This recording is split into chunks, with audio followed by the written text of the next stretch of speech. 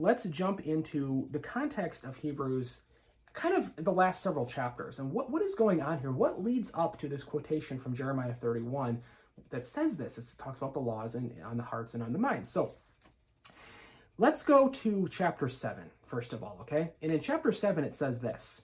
So if perfection was through the Levitical priesthood, for on the basis of it the people received the law, what further need was there for another priest to arise according to the order of Melchizedek, and not be designated according to the order of Aaron?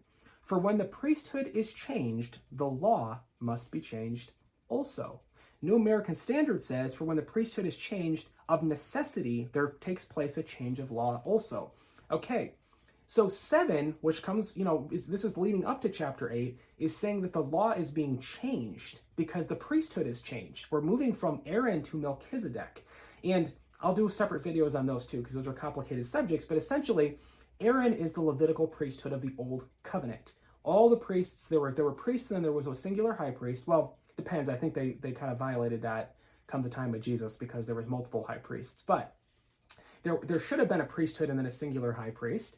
And these were all the physical descendants of Levi, and it was only Levites. Only Levites could be in the priesthood. So that's why it was called the Levitical priesthood, or the order of Aaron, because Aaron was the first high priest. Either one, it's talking about the same exact thing. But what chapter 7 is telling you is that the priesthood, now that's the Jewish priesthood, but the priesthood that exists within Christianity, the New Covenant, is not the order of Aaron. It's changed. It's changed out. It's changed to the order of Melchizedek, which is an eternal priesthood of which Jesus Christ is the high priest in the order of Melchizedek. So that's what he's saying there. And he's saying because we've changed priesthoods, now the law has to be changed also because Jesus is from the tribe of Judah. And the problem with that is that anyone from the tribe of Judah, it doesn't matter whether it's Jesus or not, anyone from the tribe of Judah is not qualified to be a high priest under the Old Covenant, under the law. So this is actually a violation of the law. So the law now has to be set aside because what we're dealing with here, with Jesus now coming in as a high priest of the New Covenant, this is something completely different. So now that the priesthood has been changed, the law must be changed also because these are not compatible. And that's what he's saying here, okay? So we got to keep in mind that in chapter 8, when he's talking about the laws being written on our hearts and put in our minds, keep in mind that in chapter 7, he just got done telling us that the law has been changed because the priesthood has been changed. So it's not the Mosaic law. But let's go on here because there's actually a little bit more we can do with this. So, and he goes on to what I just said here. So I said Jesus is not actually qualified to be a high priest under the Old Covenant. He's from the wrong tribe. He's from Judah. You'd have to be from Levi. Well, Hebrews actually says that too in chapter 8, the first couple of verses leading up to this quotation about the laws on the heart and the mind. So let's read that. Now, if he, meaning Jesus Christ, were on earth, he would not be a priest at all, since there are those who offer gifts according to the law, who serve at a copy and shadow of the things that are in heaven. So there already are priests that offer those things on earth, and he wouldn't be one at all. Not at all. He's from the wrong tribe. So he need to be from Levi. He's from Judah. The law is a copy or a shadow of the things to come, not the realities themselves, is what chapter 10 says. So the law was only pointing forward to its replacement. The order of Aaron was actually modeled after the order of Melchizedek, which existed before it, but the order of Aaron was temporary. Everything was temporary under the Old Covenant. The order of Melchizedek is eternal, of which Jesus is the high priest of, and that's a different law. So, and then that's the one that's been brought in under the New Covenant. So let's read this here. This is in Hebrews 8:6. This is leading up again. Remember, 10 is the verse that tells us that the law has been put on our hearts and placed into our minds. This is what verse 6 says. But now he has obtained a more excellent ministry to the extent that he is also the mediator of a better covenant, which has been established on better promises. So Jesus Christ, the high priest from the order of Melchizedek, from the tribe of Judah, is the mediator of a better covenant, which has been established on better promises. Not he's the mediator of the same covenant, which has been established on the same promises, which has the same law. No, it's a better covenant, better promises, better laws. Okay, and that's going to lead us into chapter 8. So if we had to sum all this up, what is 7 and 8 saying here? It's saying that the order of Melchizedek is superior to the order of Aaron. The Judaic priesthood is superior to the Levitical priesthood. The ministry of Jesus is superior to the ministry of Moses. And the new covenant is superior to the old covenant. So there's no there's no confusion here. I think if you read the whole thing when you're coming into chapter 8, these are separate things. They do not intermingle. And that's what the author of Hebrews, he's trying to drive that into his audience head, saying Jesus can't be a minister of the old covenant because he is not even qualified. Now that he has taken over as high priest, we have to change the entire law because that doesn't work under the old law. And that's what he's trying to get you to see. And that's what leads us into this quotation from Jeremiah. So when this prophecy from Jeremiah is it's not speaking of a reissuance of the old covenant. It's speaking, which already exists. It's speaking about something completely new and completely different. So let's break down that entire passage, and there's several things in there I want to point out to you, okay? Let's start reading. For if that first covenant had been free of fault, no circumstance would have been sought for a second. For in finding fault with the people, he, meaning God, says, and then we begin this quotation. But just that first verse, let's look at that. If that first covenant had been free of fault, no circumstance would have been sought for another. We would just have continued with that. Maybe at some point the Gentiles would have been grafted into the old covenant. Who knows? But God found fault with the people. So not necessarily the covenant, because the law is holy and righteous and good, but the problem is the people weren't. God found fault with the people. And then he said, the days are coming, declares the Lord, when I will make a new covenant with the people of Israel and the people of Judah. Okay, new covenant, Christianity. It will not be like the covenant I made with their ancestors. That is monumentally important. This new covenant is not like the covenant that he made with their ancestors. So when we get to the part when he says the law has been placed on your heart and put in your mind, he just got done saying it will not be like the covenant I made with their ancestors. Not it'll be a different version of the covenant I made with their ancestors. It'll be a different format of the covenant I made with their ancestors. No, it will not be like the covenant I made with their ancestors. It's completely and totally 100% different than the covenant I made with their ancestors. That's what he's saying. Okay? When I took them by the hand to lead them out of Egypt, because they did not remain faithful to my covenant, and I turned away from them, declares the Lord. So he's saying it will not be like the covenant I made with their ancestors. Why? Because they did not remain faithful to the covenant, and I turned away from them, declares the Lord. That's the problem. That's what he's addressing when he says it won't be like that. He's saying the thing that won't be, not only is it a new priesthood, it's a new law, it's all this, it's new promises, it's a better covenant, it's superior. The biggest problem with the old one, the reason that there was fault with it, is because of the people and their turning, they didn't continue in it. So God turned away from them, which is exactly what he promises he'll do in Deuteronomy. The whole end of that book is like, a laundry list of curses of what will happen if you don't continue in the old covenant, the Israelites, if they didn't continue in the old covenant. So, but he's saying it's not going to be like that this time, meaning those people are not going to turn away. The people under the new covenant are not going to have a problem with continuing in it. That's what I'm addressing. It's not going to be like that. So he goes down and he says this is the covenant I will establish with the people of Israel, the spiritual Israel, the Israel of God.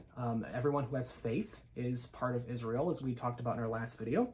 After that time, declares the Lord, I will put my laws in their minds and write them on their hearts. I will be their God and they will be my people. No longer will they teach their neighbor or say to one another, know the Lord, for they will all know me from the least of them to the greatest, for I will forgive their wickedness and remember their sins no more. Okay, so when he's saying here, it's not going to be like that. We're not going to have a problem with them not being faithful to this new covenant. I will put my laws in their hearts and write them on their minds, meaning that they are going to be directed from the heart. I think that can be talking about many things, which we're going to get into in a future video of what that could possibly be. He's saying in a sense that, look, this is an internal change. This is an internal change with these people. They're going to have my ways, my laws written on their hearts and in their minds. This is different than the old covenant. It was etched in stone in the old covenant, and no one remained in that. So there's a difference. They're being guided by the heart. Okay, they're being guided by the heart under this new covenant. But really, if you wanted to wrap this up and just say, okay, but how are we positive? Like, how are we just entirely certain that there is in no way that this is a reissuance of the Ten Commandments? Well, I think then you just need to go to the last verse of that chapter, verse 13, which says this, and this is a hard one. It says, by calling this covenant new, he has made the first one obsolete, and what is obsolete and outdated will soon disappear. By calling this covenant, this new covenant that I'm making with the house of Israel and the house of Judah, where it's not going to be like the old one where they turned away, but they're going to follow me based from the heart. I will be their God and they will be my people. By saying these things, I'm going to forgive their wickedness and remember their sins no more. By saying all that, he has called the old one obsolete. He has called this covenant new. That one is now obsolete. What is obsolete and outdated will soon disappear. There is no reissuance anywhere in this of the old covenant law. The law has been changed, the priesthood has been changed, and God has now called the old covenant obsolete in light of this new covenant. So just looking at the verses all around Hebrews 8, 7 through 13, just looking at the verses all around that, we know concretely that when the laws, plural, that are being written on our hearts and our minds are not the Torah, because the Torah has been now called obsolete compared to this new covenant.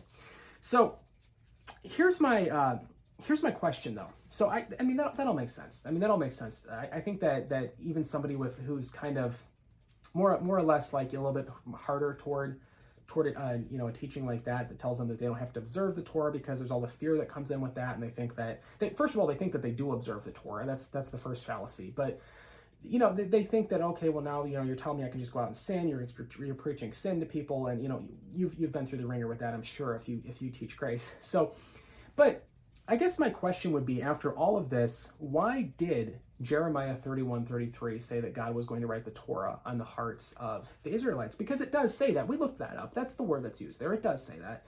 So why is that in there? I mean, why did God actually say that? And then here in the New Testament, it doesn't say that. Well, I just want to speak to that a little bit. Prophecy tends to look a lot different when it's fulfilled. Let me give you an example of that. So in Ephesians 4:8, there's a verse that is a complete reversal of its Old Testament quotation, okay? So Ephesians 4:8 says, therefore it says, when he ascended on high, he led captive the captives and gave gifts to his people. Ephesians 4:8 says that, okay? That's a quotation of Psalm 68:18. Let me read Psalm 68:18 for you, okay? You have ascended on high, you have led captive your captives, you have received gifts among the people. So Ephesians 4:8 says, and he gave gifts to his people. A lot of versions will say, and God gave gifts to his people, because that's what it's talking about.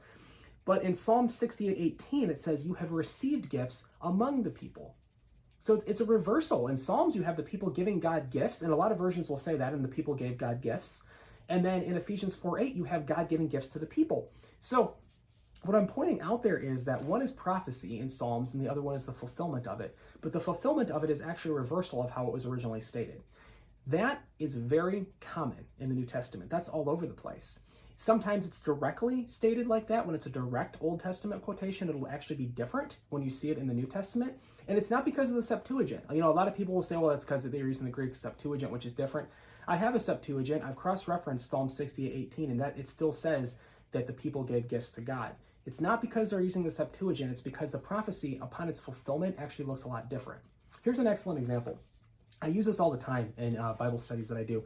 I bring this up because this helps us kind of get some clarity on how prophecy sometimes plays out so much differently than the way that it's stated in the Old Testament. In the book of Malachi, at the very end, God says that before the great and terrible day of the Lord, he's going to send the prophet Elijah. He's going to send Elijah back, and Elijah is going to kind of precede the one who is to come, the Messiah. All right, so what you have by the time of Jesus is everybody's waiting for Elijah the prophet, because for the new covenant to happen, the first sign of the new covenant happening is the appearance of Elijah the prophet. So everybody's waiting. Where's Elijah? Where's Elijah at? And they went and asked John the Baptist, hey, look, are you Elijah? Are you sure you're not Elijah? Because you're kind of acting like him. And he says, I'm not, things like that. But what Jesus says when he's talking to, I think it's Matthew 12, when he's talking to a group of Jews, he says, what did you go out in the wilderness to see? A prophet? I'm telling you, more than a prophet. And hey, look, if you're willing to accept it, John the Baptist was Elijah the prophet who was to come. So Malachi didn't say, in the beginning of Luke, I believe it says that John the Baptist, was kind of the spirit of Elijah came upon him, something like that. But, or he went up in the spirit of Elijah, not that the actual ghost of Elijah came upon him, but like he went up in the spirit of Elijah, meaning it was similar. But what I want to point out with Malachi is Malachi does not say that God is going to send somebody like Elijah. Malachi says God is going to send Elijah. He's going to send Elijah the prophet. But when we see the fulfillment of that, it looks a whole lot different. It wasn't Elijah at all. It was somebody who went up in the spirit of Elijah. So there's differences there. And I point that out. The reason I point that out is because I want people to see that just because the Old Testament seemed to say something verbatim, this is how I'm going to write the Torah on their hearts, okay? When you see the fulfillment of it, it isn't the Torah at all. It's laws plural. It's commandments of Christ, the law of Christ from Galatians. Whatever that may be, we're going to talk about that in a future video because that's a huge topic. But but it's different. It's different than the way it was stated in the Old Testament. That is something that is common.